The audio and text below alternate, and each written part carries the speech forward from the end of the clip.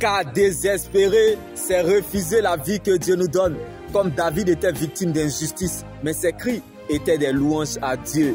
Si Goliath connaissait le passé de David, il ne serait pas venu défier le peuple d'Israël. Rien n'arrive sans rien. Avant même que Goliath n'arrive, Dieu avait déjà prévu David.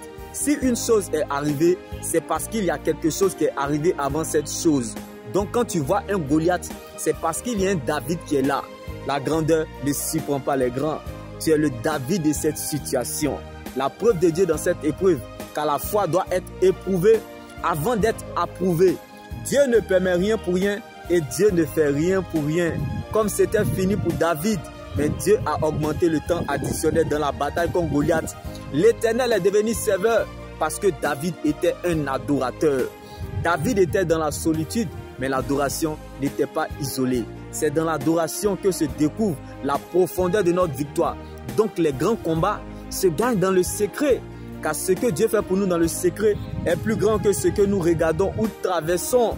L'action de Dieu sera votre réaction. Tes combats dépendent de la valeur de ton étoile. Comme la joie de David dans la bataille contre Goliath ne dépendait pas de ce qu'il regardait, la taille de Goliath, mais de ce qu'il voyait, la grandeur de son Dieu. Car Goliath était plus grand que David, mais la grandeur de David était Christ. Donc si cette situation refuse d'entendre le langage humain, elle entendra le langage divin. C'est Goliath qui a révélé David.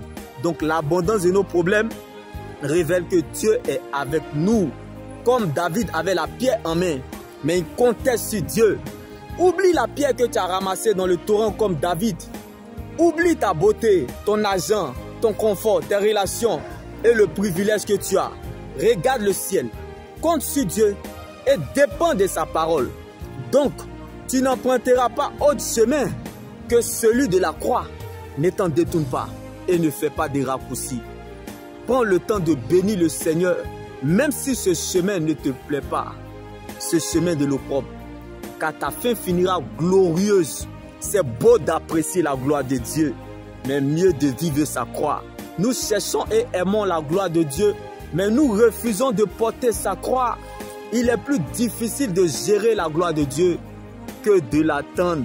Donc si tu n'apprends pas à être un sujet d'humiliation, tu ne vas pas apprécier la gloire de Dieu quand elle viendra. Comme dans nos peines et pleurs, Dieu nous a envoyé, comme il avait promis, un sauveur pour son peuple. Que l'adversité, la contradiction, la persécution et la honte nous apprennent à apprécier la grâce de Dieu. Parce que ce dernier a déjà payé le prix de cette liberté. Jésus est la bouche autorisée pour parler de l'éternité.